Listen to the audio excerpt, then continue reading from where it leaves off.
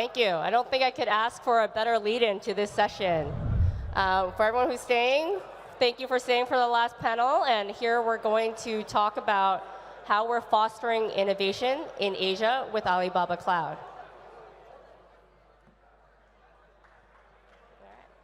Alibaba Cloud is the largest cloud computing provider in the APAC region and the third largest globally. They've driven a lot of this growth by being at the forefront of new technologies. Case in point, they integrated Avalanche and chose Avalanche as the first blockchain platform in their Node as a Service offering back in December of 2022. And today, we are deepening that partnership with the launch of Cloudverse. Alibaba Cloud, Avalanche, and MUA DAO are providing an end-to-end metaverse solution for enterprises to bring their consumers into Web3. And with that, we'll give you a little preview of Cloudverse.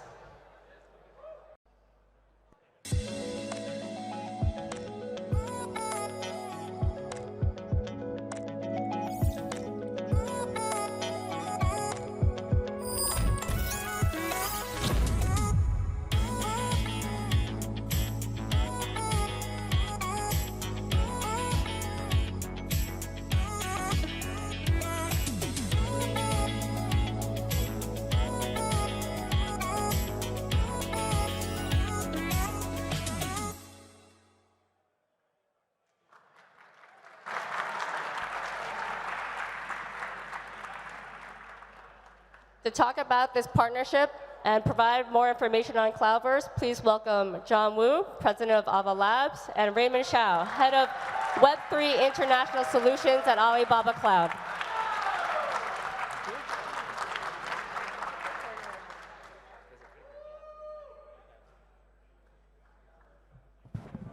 Well, welcome, Raymond. How are you? Thanks, Sean. It's my first time being in Spain, very good places, and thanks. So it's very impressive because we've had a partnership already. The first step, as Lydia just said, was cemented and enacted in December of 2022, managing and providing cloud management of the nodes and validator of Avalanche. It was enough of a success now that you've continued, and now we want to create a Cloudverse on Avalanche. What were the reasons for pushing this to the next level partnership? Yeah, that's a very good question. Indeed, let me briefly talk about what our journey has with Avalanche. So we started our partnership with Avalanche starting from last year. We had a number of after parties in the Asia Pacific market. And then last year, we firstly launched a validator node together with Avalanche to serve the APAC users. And then we then host a number of webinars, and also we launch our strategic partnerships in the regions. And for Alibaba Cloud, what we've been observing is that we serve a lot of enterprise customers. They are all from the Web2 spaces. And we've seen that a lot of those enterprises, they have a need to move into the Web3 spaces, but they are facing a lot of challenges. The first one is that they don't have the knowledge about Web3. How would they be able to execute into a real landable Web3 project? And they are also do not have enough expertise that knows about Web3. So that's why whenever our sales team, they talk with the enterprise customer, they will see, oh, that's a good idea, but what's next? We typically face this similar question again and again. So that's why we need to find a real solutions that can help to land for those enterprise customers. And clearly, Avalanche was the most innovative chain out there, so therefore you double down a partnership. Is that right? Yes. When I first met with Wilson from Avalanche, he talked about the Avalanche protocol. I was so amazed by the protocol itself, and also the innovation that are brought by Avalanche and share the same spirit with Alibaba Cloud. For Alibaba Cloud, we also been providing some of the innovative solutions to our customers. So that's the same common ground that we work on these partnerships. You have 4 million customers. You're the #1 cloud provider in all of Asia. You have over 10 million developers that you support. What area or sector or space in your 4 million customers are asking for the adoption of Web3, and in what form? Okay, so firstly, for these 4 million customers, they typically will be fit into a few categories. First one is the traditional large enterprises. They are running on cloud, and nowadays every enterprise would run on multiple clouds. That's actually a good term of decentralization, which I believe that even for for Alibaba Cloud, we play a very important role on this decentralization that help the customer adoption into decentralization of their underlying infrastructure.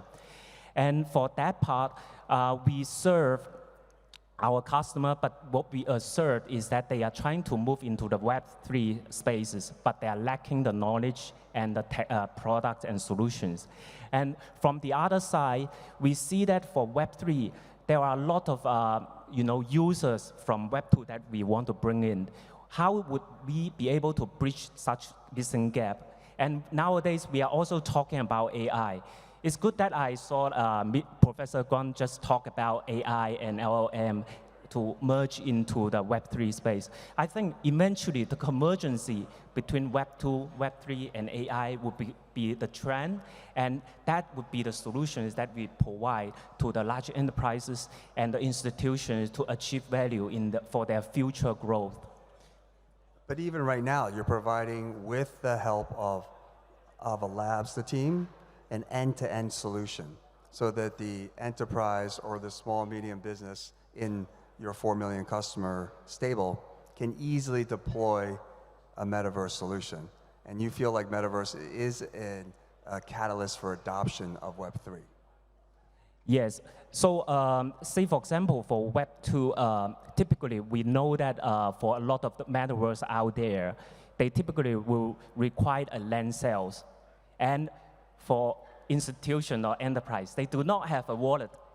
They do not have a crypto. How would they be able to purchase such kind of solutions? There's no easy way for them to get started. The entry barrier is just simply too high for them.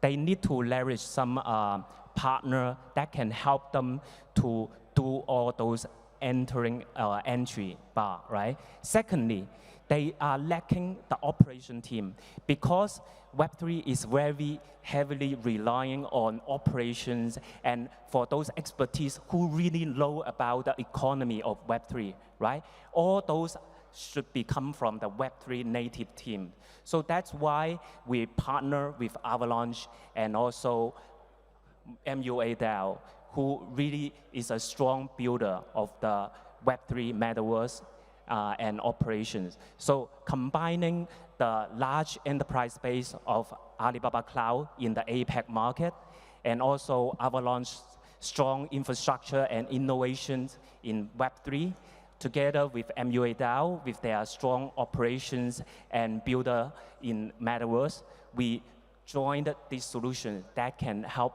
our enterprise customer to adopt this. What type of enterprise customers are adopting? Now, you're holding back a bit because you've been trialing with certain types of customers already, so we know that there's an interest. Can you share? Yeah, sure. Say, for example, in Singapore, we are already working on 5 customers on the proof of concept stage.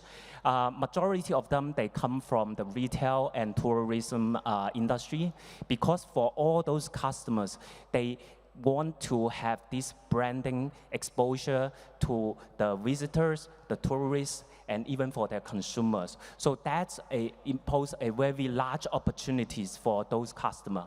And in Hong Kong, say for example, that's a very traditional market with a lot of large enterprises with no knowledge about Web3. Whenever we talk with them, I think that would be an opportunity to open the door with those large enterprises. Say for example, there's one telco provider in Hong Kong. They are exploring the Web3 innovations, and they have this mobile app and super apps with a lot of things that can be done, but they simply restricted on the mobile app space. I think metaverse would be the next level of immersive user experiences for all those end users to adopt. So that's why metaverse is a good way for those branding, retail, and large, massive user telco providers. So those would be some of the potential users that we look into. It's also important to remind people that Moi DAO has had a good track record of helping create these experiences. You want to share their background a little bit and how they were able to create past experiences for customers? Okay, so say for example, we just did a metaverse concert for a large banking customer in Hong Kong, but it's about a 3 hours concert, and there were around 15,000 concurrent users in that concert. But after we run this concert, it started to become silent from the customer because there was no operations. There was no engagement with the users. So guess what? Originally, this bank had already planned 10 concerts. But then later on, everything stopped.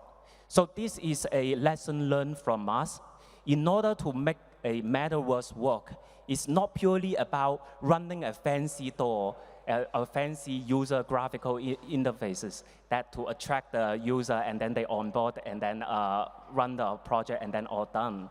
It's more about continuously engage with the customer and then showing them with all those nice experiences and how they can engage and turn around this economy cycle. So I think that's very important that we need some really the authentic Web3 native teams in order to help the customer to onboard and improve the user experiences so that they can, serve their end customer better.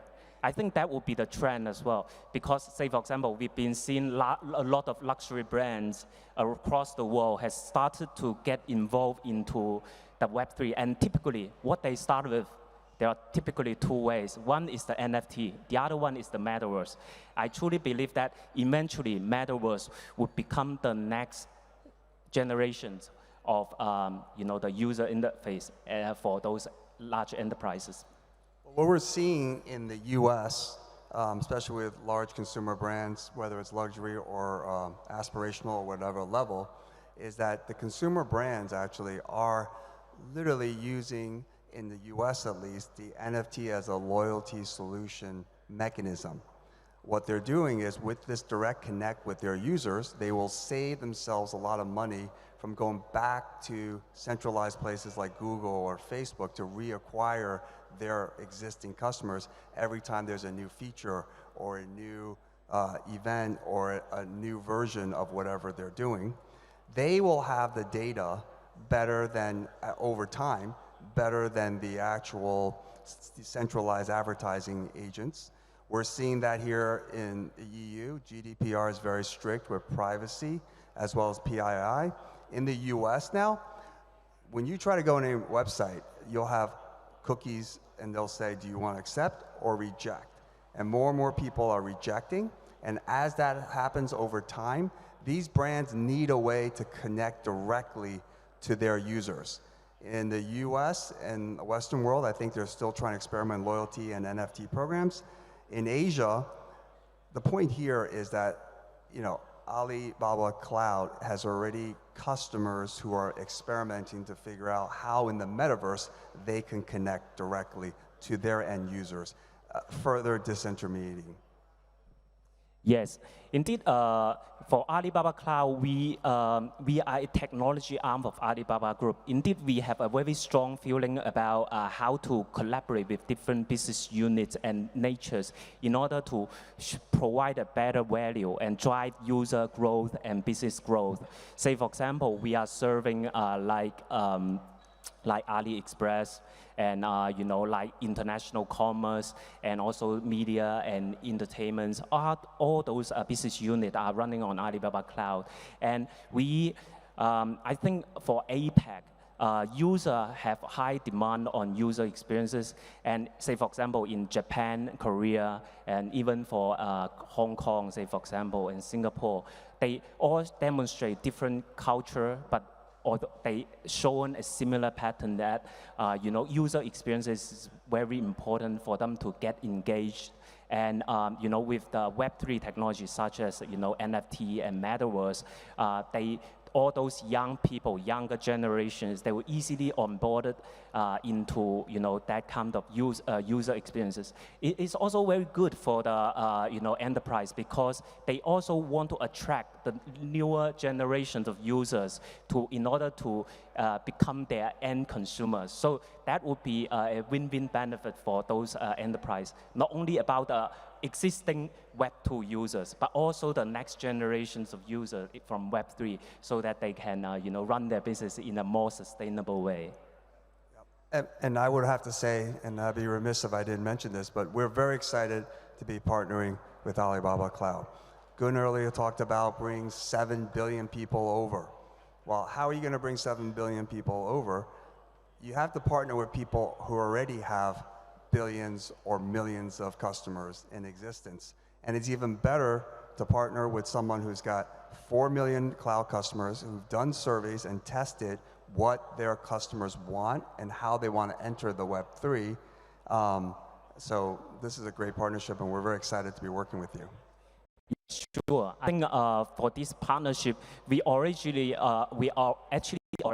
already launched an incentive program that will encourage our enterprise customer to onboard with some of those proof of concept, so that we can help them to onboard these Web3 metaverse experiences in the very initial stage. I think it's very important that we set up some sort of lighthouse examples, so that customer, they enjoy the benefit and they know how easy it is this solution can provide. And once that's been done, I think it would be easily being scaled into more enterprise customer later on in Hong Kong, Singapore, Japan, Korea, or even some other Southeast Asia countries.